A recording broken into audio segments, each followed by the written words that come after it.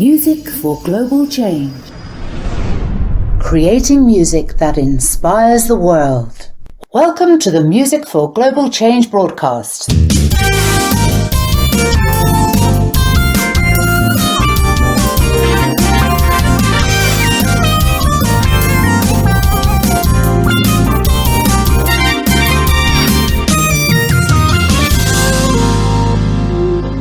And now here's your hosts, founder and music ambassador Skyler Jett with Deborah, Fennella and Tom Bryant. Are you ready? Are you ready? Are you ready to start a revolution? Are you ready? Are you ready? Are you ready to start a revolution? Greetings, namaste. Welcome to the Music for Global Change broadcast. Hello, I'm Deborah Fennella here with the music ambassador and founder of Music for Global Change, Skyler Jett, and presenter Tom Bryant. Hello. Now, we're really excited to have with us today. She's not only a model, she's an actress, a musician as well, the lovely, talented Kate Elizabeth Hallam. How are you? I'm good, thank you. Lovely to see you, Skyler, Deborah, Tom. Thank you for having me. Oh, you're welcome. So lovely to have you. Now, I've been reading up a little bit about you, actually, because you was born on the 17th of November in 1983. From the age of 3, you won the Bonniest Baby competition, and your parents were so excited and made up. They believed that you was born for stage, and that's when things really started sort of moving forwards for you. You then joined the Ridge Daniels Drama School, receiving your primary education. Yes. You also had a keen interest in writing poetry, and you entered many festivals and you won awards as well. You won titles of Miss Great Britain Photogenic, Miss England Intercontinental, Face of Aintree in 2004. You also support many charities as well, including the Anthony Nolan Bone Marrow Trust, after your brother, bless him, was diagnosed with leukemia, and you actually donated your bone marrow, didn't you? Going back to when you were 12 years old, and you won a bravery award. Now, I can relate to that because my uncle, sadly, he's got leukemia again. It's come back. So when I read that, very sort of like special for me as well, I think that you've gone through, because we're going through it as a family, obviously, with my uncle. But you also he was diagnosed with meningococcal meningitis, and he was hospitalized for many days at the age of 16, and he fought the disease. You also love animals, you love Indian food, culture, fashion. You've also done TV presenting, and the list goes on, to be honest, Kate. You're a very talented lady, because you also do a bit of acting, and I believe that you are due to play the role of Princess Diana, aren't you? I am, yeah. Which is really exciting, and it's called The Reckoning. So please tell us a little bit about that role. Yes, it's basically a reconstructive drama by the BBC that's being done with Steve Coogan, who's heroically taken on the role as Jimmy Savile. So it's quite a controversial one, and it's to basically give a voice to the victims and give an insight into what Jimmy Savile was really all about and the way he manipulated a lot of things. I got chosen as Princess Di for the reopening of Stoke Mandeville in 1983. They redid that scene, which has recently been in the Daily Mail and the Sun newspaper. We got the press for that. It's telling the story, basically. So it's going to be interesting. The BBC are going to be launching that this year. So. Oh, it's exciting. Congratulations. I had a wig on. It was the wig that did it. I mean, the hair. I can see the resemblance. Thanks to the costume and makeup team, they really know how to work wonders. It was a couple of days to reshoot the Stoke Mandeville opening that we did. So it was 2 days filming, but in that we did a lot, and very excited to see it come out this year. So it's good. You know what it's like as an actress. We've got to keep on going with those auditions, and when you get the work, we love it, don't we? Skyler, you're a performer. You'll know about that. It's great, yes. Isn't it? You wouldn't want me to do any acting. I can't even act like myself. So, what a beautiful thing to be doing. When is this supposed to be released? Coming out this year. I'm not sure of the release date yet. I think it'll be summertime. I think it'll be good for everybody who went through something with that particular person, Jimmy Savile. It's very controversial. Yeah, they're going to tell that story, so it needs to be told. And I had the opportunity on set to speak to some of the victims that were there observing things, and they said they were very happy that it was being done. So Yes, most definitely. Kate, are you still playing bass? Yes, the bass is here. I'm not going to play it now. It's not plugged in. Yeah. This is my favorite bass guitar. I love it. Oh wow. Yeah. What kind is that? It's an Ibanez. Hey, now your husband's a very, very famous engineer.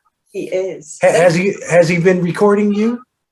He did, and he has. We did some work in Hollywood together in 2018. We did a big show at the Dolby Theatre. Oh wow. And, oh my God. Yeah. He produced it all, and he was mixing it all out in the audience, and that was great fun because of our connection. So to do that together was a great thing. But he gets on with his own work as well, and he's busy doing what he does. So that's equally as wonderful. We're creative minds, and to go with the theme of today, it's vitally important, the work that you're doing. I think it's tremendous. Thank you. It's resonating beautifully, and it is very healing. I've read up on all the work that you do. Yeah, I'd love to meet you. Now, last time we met was at Chiro's. Yes, that's right. That was 3 years ago. It's such a cool club for jamming and all that stuff like that, right? It's an amazing place. I met John Altman there. John was just on our show a couple of weeks ago. He was a couple of weeks ago, wasn't he? Yeah, he was on our show, and he did the 007 movie that's out right now. What a guy.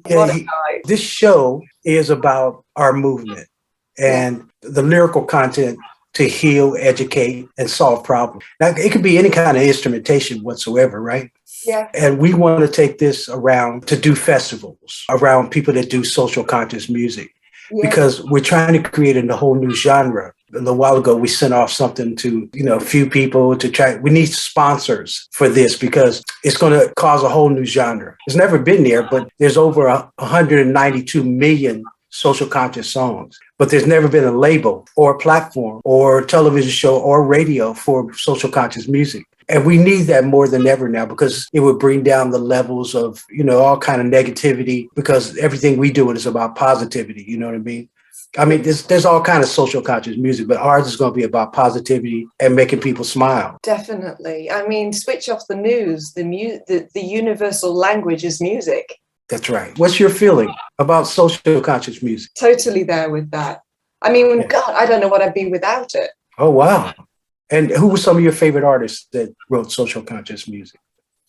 Well, I'm going way back at the moment, but I mean, it might not be socially conscious as such, but when I need to space out and get away from all the oversensitized devices that we're presented with these days, lately at the moment, it's the Gregorian monks that are keeping me company. And I have them on Alexa. Alexa plays them on over and over again. Through the night, I'm listening to them. So what that's doing to me subconsciously, who knows? But it's got to be good, because I wake up feeling good for it. Wow. You can't beat the phenomenal healing effect it has on the mind and the body and the spirit. That's right. And that's where social conscious music really comes into play, doesn't it? We're really excited to push music for global change forward, aren't we, Skyler? Oh, well, I mean, first of all, Deborah and Tom, my heroes, like they had me come on their show and do an interview, and they said, Skyler, you should have your own show. I said, well, I can't afford to have my own show. They said, we gonna help you out with that. And I said, if you're going to do that, you're part of the team. So when we start doing these festivals, we're going to just be, just making people happy, because we need that right now. I think it's vitally important. There's so many people that I get together with that are out there at the moment that they're in search of something and they don't know what, but it is the conscious music. It is. That healing of conscious music. Everybody needs something at the moment. Everybody that you meet is struggling with something maybe inside. That's right. And to create this and to resonate this through the people would be amazing. I'm in full support of it. Oh, I want to come up to Buxton. We'll figure things out and we'll help support it, David and me. Oh, thank you so much. It'd be totally cool. I'm going to send you some music, and I'd love for David to hear it, right? Absolutely. And because I write about the environment, women's empowerment, cancer survivors, the homeless, right? Racism, all of that. Instead of talking about myself, it's better for me to distribute service. Who are your favorites, Skyler, with conscious music? Who do you listen to, or have anyone that you listen to? Marvin Gaye was my hero. John Lennon. Yes. Bob Marley, Nina Simone, Yes. Bob Dylan. And, you know, U2 writes social conscious music. Michael Jackson used to write social conscious music. The OJs used to write social conscious music. The coolest thing about it, what I love the most is like, you know, all of them are, you know, fluent at writing love songs. But as soon as they wrote some social conscious music, their fame went through the roof. Yes. Because people look upon musicians that can say something that we really need in life, you know? That's it. And so I go and I teach young people how to write social conscious lyrics. I love the kind of love I get back when they say, you know, my friends like what I wrote. Skyler, thank you. I said, well, do more, write more, because we really need a whole lot more music to influence these kids. I mean, when you watch the news. The news is designed to just make you feel bad. Yes. I think that's where music for global change can have a huge impact globally, and the healing effect through the lyrical content of the social conscious songs as well. And that's where Skyler does come in. And like Skyler said, when we do the festivals, what Skyler would like to do is get people to donate a pair of shoes, because many of us ladies, we have lots of shoes, but even some men as well that are really into fashion. But to bring a pair or a couple of pairs of shoes they no longer need, then give them, like, say, for instance, £10 off their ticket. And then we can ship them across over to the third world countries where they can't afford to buy shoes. But also those, you know, that have musical instruments that they no longer use or require anymore, and get in contact with all the Rotary clubs and ask, you know, if they've got any people that they know of that can donate all these musical instruments that we can then donate to educate, you know, the children all about learning to play musical instruments, like Skyler says, and get them away from the computers and get back to basics, playing a musical instrument rather than doing all of the composition on the computer. Exactly. There's so many ways we can help each other using music, right? That's beautiful. Yeah. Definitely make a difference. We've been sending letters out lately, but haven't got response. We have TV shows. We send it out to Richard Branson, even though we don't know him, but I know he likes music because of Virgin Records, right? But the tricky thing is, if I can speak to him and say, hey, how would you like to help us start this new genre of social conscious music? Since there's already 192 million songs already like that, I don't think he has a genre. You know, I looked on there. I don't see a social conscious music genre out of all the music he got on Virgin. Yeah. And that's the cool thing. There's a lot of people to talk to, but I want to talk to him because I know he likes music. You got a record label. I know you like music. He would be perfect. So you've got a photograph of you with Richard Branson. Yeah. Are you actually good friends with him? I do know Richard. I do. Yes. Do you? Oh wow! So maybe you have a good word for us. We'd be so truly grateful, please. We just love to talk to him. Connect the dots. Yes, it's all about that, isn't it? I mean, if we can't all help each other strive towards one goal, which is a goal for the greater good, then what's the point of all this? You know. That's exactly right. That's exactly right. We're not here for our egos. We're here to let go of all that crap and make a difference. Join together. Exactly. I think he would really love what we're trying to do, because we're trying to help young people. Yes. And it's going to bring the levels down of anxiety and violence and all that stuff. Music can do that. And I go out and tell the young people, instead of talking about yourself this time, if you had a chance to change something in the world, what would that be? And when they go, I do this, I say, well, go write that song. Yes. Right? Mm-hmm. And they go, man, I never thought about that. Like, sometimes I go out and talk to 300 young people, and maybe 25 of them will get back to me and say, hey, man, Skyler, I wrote a social conscious song, man. Send on it. I know I touched them. Yeah, exactly. You know? And so love to hear your feelings about that. I think it's wonderful. I think that the younger generation, I mean, bless them, they're so beautiful. What have they been through with this whole pandemic? Yes. They've been isolated into their homes, not allowed outside at certain points. As we know, we got locked down and locked in at certain points, and they've been with their screens and had too much of that going on, and not enough of the stuff that we had as children. I know that when I was a child, I was climbing trees. I was a tomboy running through the woods with a very big imagination. And not enough kids are getting out enough these days, going in the woods. It's just so sad, isn't it? Tom, you got a question? Well, I was just reading part of your bio. Kate says that you presented Fashion TV channel, talking about latest fashion trends and beauty. Tell us about that a little bit. How did you get into that? That was my time in India. So I lived in India from 2010 for 5 years with my ex-husband at the time, who's a Bollywood singer called Lucky Ali. Wow. Okay. very well known in India, and he does similar music. His music is very socially conscious, Right. and he's got a good fan following over in India. And Yeah. Whilst I was out there, I did my work as well, which was down the fashion and beauty routes, and we did the presenting for fashion TV over there. Wow. With all the latest fashion designers in India. So that was a great period of time for me. And Wow. I came back in 2015 and then took up playing bass guitar, which I've enjoyed ever since. Oh, I love it. Well, I started when I was 12 years old. I was in my dad's band as a keyboard player and backing vocalist with my brother Chris as lead singer. And we travelled all around the UK with the 6-piece band. So I just love music. And then we did that for 4 or 5 years in my teens. And then when I got back from India, I took up bass guitar and started trying the bass out. And I was lucky enough to play with the Beach Boys at the Royal Albert Hall on stage with them. Wow. Okay. Fantastic. Do you So I did. well, Kate, do you? I like to think I can sing. Yeah. I love the 80s. I love all of the Earth, Wind and Fire. I love the Eagles. I love the Steve Miller Band. I love Led Zeppelin. Yeah.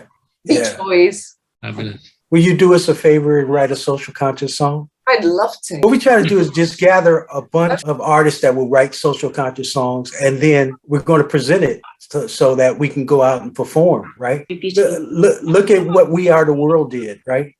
A buddy of mine who was vice president of the label that they had, We Are the World, he told me the song still made $38 million. Wow. It came out in 1985 or something like that. Yeah. And it's still making that kind of money, still helping people, right? So we can do the same thing. I wrote a song called Music Can Save the World. Yeah. And I'm gonna do it like a We Are the World. I'm gonna get all kind of artists to come sing 1 or 2 lines on it and stuff like that. And we're gonna help this whole thing. I'll take the money from that and put towards the festivals that we're gonna do. Have you show up with the bass, right? And and all. Well, we're gonna have some fun, right? We're gonna bring all kind of people up there, and by that time you be in the movie with BBC. Everybody go. If they don't know you now, they're gonna know you in a minute. Exactly. Right? I'd love to. Absolutely. And with David, me and David here, we're always creating things together. I'd like to write that socially conscious song with him because he's a great influence on a lot of things with me. He's been amazing. I mean, we met in 2018. He embodies the spirit as well of what we're talking about, the oneness of music being that universal language. Yeah. He was the one who gave me that line. Danny, your son, is he musical as well? He is. He plays guitar. Is he? Skyler is such a support. Whenever Danny's done his little posts, and I've posted pictures of Danny on Facebook, Skyler's always commented the most wonderful things, and Danny's been like, "Is that Skyler again?" Yeah, he gonna be in my band. Yeah, that's it. And just that one comment from Skyler doing what Skyler's done has been amazing for Danny. It's like, wow, Skyler, I love Danny. So lovely. How old is your son now, Kate? He's 10 going on 20. Oh, bless him. On head and young shoulders. Yeah. What a life. Yeah, I mean, Danny's Baba in India does the Bollywood star. You can Google Lucky Ali and check him out, check his music out for anybody watching. When I lived in India, I lived in a nice resort and didn't have the 5 Series BMW, but every day the 5 Series BMWs would be leaving to go to the city of Bangalore. And there was one of these days and I thought, I just want to walk through all the villages of India. Yeah. I don't want to go in a car to the city. I just want to walk on foot. Yeah. Not trying to be bathed in golden milk by doing that, but I just wanted to feel the raw elements of the country and not be there as a tourist in India, just going through the motions in a nice car. And I walked through the villages and they were the loveliest people and they were so happy. And they were probably on enough wages to buy them the rice for the food each week. Yeah. Yet looking in the eyes of the people, they were the happiest. They were probably happiest than all those driving into the city in the BMWs. Bless them. I love that place. Hey, thank you for taking the time to come on our show.